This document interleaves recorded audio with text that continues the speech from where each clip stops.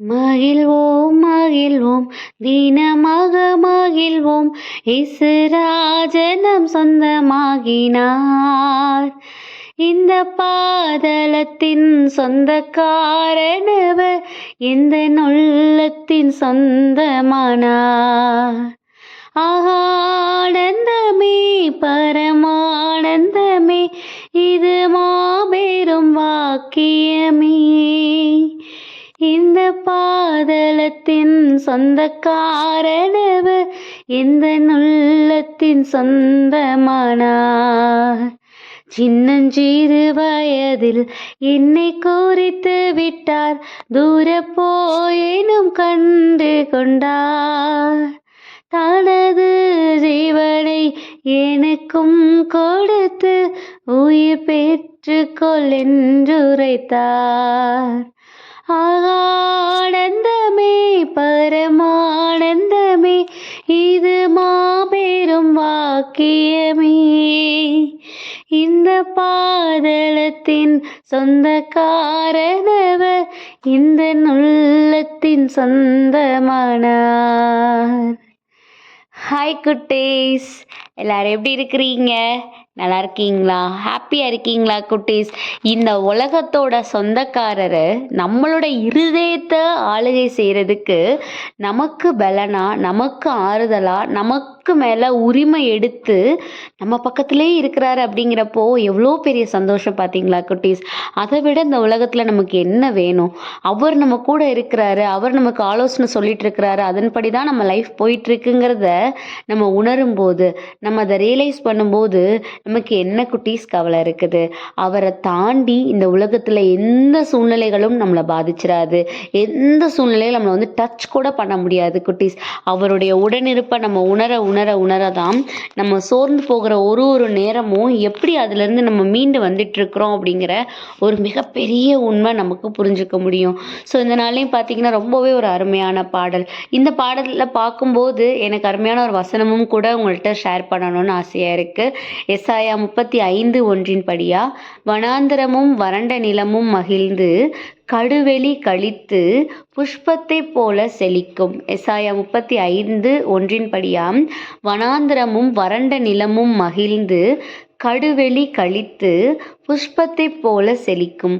இந்த வசனத்துக்கும் இன்னைக்கு நம்ம பார்த்த பாடலுக்கும் என்ன சம்பந்தம் அப்படின்னு நம்ம ரிலேட் பண்ணும்போது, நம்ம எல்லாருமே ஒரு மாதிரி வறண்டு போன ஒரு மனநிலை.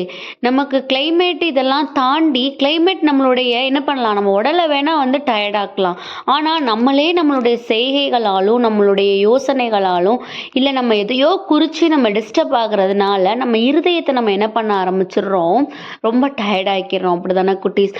ஆனால் நம்ம இருதயம் எப்போ புஷ்பத்தை போல செழிக்குமா, நம்மளுடைய ஏசப்பாவை எப்போ நம்ம உள்ளே எடுத்துக்கிறோமோ, இல்லை அவரை எப்போ நம்ம உள்ளே எடுத்துக்க ட்ரை பண்ணுறோமோ, அவர் உள்ளே போக போக போக நம்ம இருதயத்தில் இருக்கிற எல்லா விதமான சோர்வுகளும் எல்லா விதமான டயர்டும் என்ன ஆகிடுமா, புஷ்பத்தை போல செழிப்பாயிடுமா குட்டீஸ். இவ்வளோ ஒரு அருமையான வசனம் பார்த்தீங்களா? நீங்கள் இப்போ ரொம்ப ஹாப்பியானவங்களா இருக்கலாம், ஆனாலும் கூட அவங்களோட இருதயத்தில் ஏதோ ஒரு பயம் ஆளுகை செஞ்சிட்ருக்கோம், ஏதோ ஒரு சோர்வு இருந்துட்டு தான் இருக்கும்.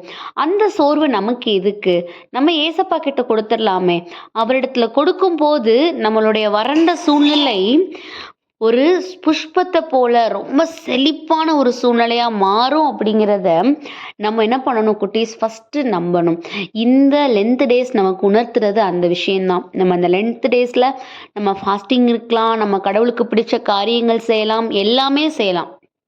ஆனால் இந்த லென்த் டேஸ் நமக்கு உணர்த்துறது நம்மளோட லைஃப்பில் வறண்ட சூழ்நிலை இருக்கும்போது நம்ம எப்படி அதிகமாக கடவுளை தேடி அவருக்கு பிடிச்ச காரியங்களை செய்யணும்னு நினைக்கிறோம். அப்படி செய்யணும்னு நினைக்கும் போது நமக்குள்ளே ஒரு சந்தோஷம் இருக்குது பார்த்தீங்களா? அதை நம்ம உணரணுங்கிறதுக்காக தான் இந்த 40 நாட்களை அவர் நமக்கு கொடுத்துருக்கிறாரு. ஸோ நம்மளோட லைஃப்பில் நமக்கு நல்லது நினச்சி, நமக்கு சுற்றி இருக்கிறவங்களுக்கு நல்லது நினச்சி நம்ம எப்போ நிறைய விஷயங்கள் பண்ணுறோமோ நம்மளுக்குள்ள ஒரு நிறைவு கிடைக்குதுல்ல, அந்த நிறைவு நிறைவு இந்த 40 நாட்கள் மட்டும் இல்லை, உனக்கு லைஃப் லாங்கும் அந்த நிறைவு வேணும் அப்படின்னா நீ உன்னுடைய வறண்ட இந்த சூழ்நிலையை செழிப்பாக மாற்று. அதுக்கு நீ இப்போ 40 நாட்கள் பண்ணிட்டு இருக்கிற காரியத்தை உன் வாழ்நாள் ஃபுல்லாக நீ செய்கிறதுக்கு ட்ரை பண்ணுன்னு நம்மளை பார்த்து ஏசப்பா சொல்கிறாங்க. இந்த சின்னஞ்சிறு வயதில் நம்மளை அவர் சூஸ் பண்ணியிருக்கிறாரு அப்படின்னா நம்மளை வச்சு அவர் மிகப்பெரிய காரியத்தை பண்ணுறதுக்கு தயாராக இருக்காருன்னு அர்த்தம். ஸோ அதுக்கு எல்லாத்துக்கும் நம்ம ரெடியாக இருக்கணும் குட்டீஸ். நம்ம மற்றவங்களுக்கு செய்கிறது பொருளுதவியோ இல்லை நம்ம உடலுடைய உழைப்பை நம்ம மற்றவங்களுக்கு உதவியாக கொடுக்குறோம் அப்படின்னு நினைக்கிறோன்னாலும் கூட அவருடைய வசனங்களின் மூலமாக மற்றவங்களை ஆறுதல் படுத்தணும். நம்மளுடைய செயல்கள் மற்றவங்களுக்கு ஆறுதலாக இருக்கணும். அது ஒவ்வொரு சூழ்நிலைகள்லையும் நம்ம ஏசப்பாவை வெளிப்படுத்துகிறவங்களா இருக்கணும்.